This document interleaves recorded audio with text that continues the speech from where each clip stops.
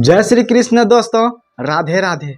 दोस्तों, भगवान श्री कृष्ण कहा करते हैं कि ईश्वर तभी खुश होता है जब वह देखता है कि इतने सारे दुख तकलीफ झेलने के बावजूद भी वह विश्वास रखता है। तो फिर आइए श्रीमद् भागवत गीता के इस दौर को आगे बढ़ाते हैं, यानी श्रीमद् भागवत गीता अध्याय 2 गीता सार को आगे बढ़ाते हैं। सेशन नंबर 35 की शुरुआत करते हैं। सेशन नंबर 35 की शुरुआत एक श्लोक के माध्यम से करेंगे। श्लोक नंबर है 70 यानी 70, यानी श्रीमद् भागवत गीता अध्याय 2 गीता सार श्लोक नंबर 70। श्लोक नंबर 70 में देखिए भगवान श्री कृष्ण क्या बता रहे हैं, क्या मैसेज देना चाहते हैं। भगवान श्री कृष्ण अर्जुन से कह रहे हैं, अपूर्यमान मचल प्रतिष्ठतम समुद्र माप परिविशन्ति तद्वत्। फिर इससे आगे कह रहा है तद्वत् कामायम परिविशन्ति सर्वे। फिर इससे आगे कह रहा है सो शांति माप्योन्ति नो काम कामी। अब इसका अर्थ देखिए, इसका अर्थ कितना खूबसूरत दिया हुआ है। इसका अर्थ समझा रहे हैं, यानी भगवान श्री कृष्ण अर्जुन को समझा रहे हैं, कह रहे हैं जो पुरुष समुद्र में निरंतर प्रवेश करती रहने वाली नदियों के समान इच्छाओं के निरंतर प्रभाव से विचलित नहीं होता और जो सदैव स्थिर रहता है वही शांति प्राप्त कर सकता है। देखिए कितनी सुंदर बात है ना। शांति कैसे प्राप्त की जा सकती है, स्वयं भगवान श्री कृष्ण श्रीमद् भागवत गीता में बता रहे हैं इस श्लोक के माध्यम से। मैं फिर से पढ़ रहा हूँ, ध्यान से सुनिएगा।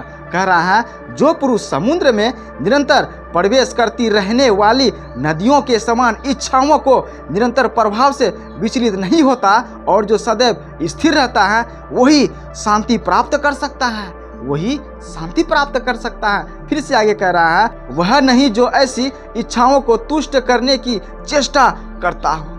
अब इसका तात्पर्य देखिए, इसका तात्पर्य समझा रहा है यद्यपि विशाल सागर में सदैव जल रहता है किंतु वर्षा ऋतु में विशेषतया यह अधिकाधिक जल से भरता जाता है तो भी सागर उतने पर ही स्थिर रहता है।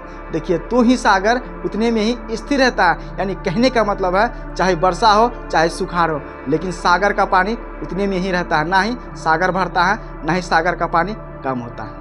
देखिए कितनी सुंदर बात है ना। चाहे कितनी भी बारिश हो जाए, चाहे कितनी भी जल बारिश, घनघोर वर्षा, मूसलाधार बारिश हो, फिर भी समुद्र का पानी कभी नहीं बढ़ता है, नहीं घटता है। वही स्थिर है, वही बुद्धिमान है, वही महान है। विचार जरूर कीजिएगा। तो फिर आइए आगे पढ़ते हैं। फिर कह रहा है नो तो वह विक्षुबद्ध होता है और नो तट की सीमा का उल्लंघन करता है। देखिए फिर कह रहा है यही स्थिति कृष्ण भावना भावित व्यक्ति की है। जब तक शरीर है तब तक इंद्रिय तृप्ति के लिए शरीर की मांगे बनी रहेगी, किंतु भक्त अपनी पूर्णता के कारण ऐसी इच्छाओं से विचलित नहीं होता।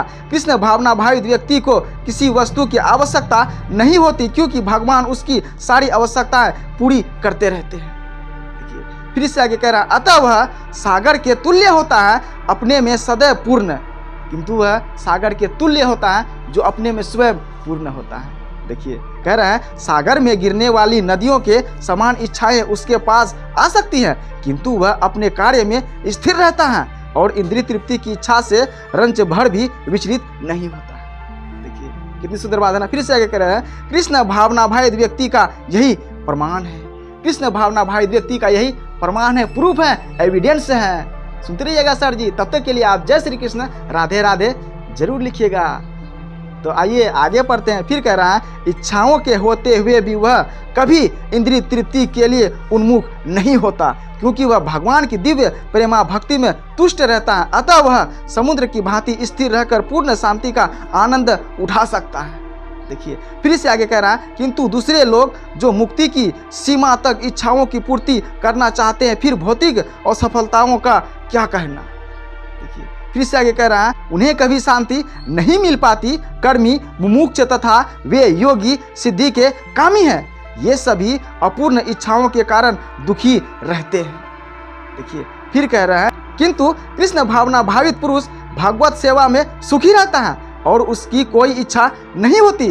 वस्तुतः वह तो तथाकथित भवबंधन से मोक्ष की भी मांग नहीं करता। देखिए कितनी सुंदर बात है। फिर से आगे कह रहा है कृष्ण के भक्तों की कोई भौतिक इच्छा नहीं रहती, इसीलिए वे पूर्ण शांत रहते हैं, इसीलिए वे पूर्ण शांत रहते हैं। देखिए कितनी सुंदर बात है ना दोस्तों। जय श्री कृष्ण राधे राधे जरूर लिखिए। तो दोस्तों इससे आगे की कहानी अगले सेशन में। तब तक के लिए जय हिंद, वंदे मातरम।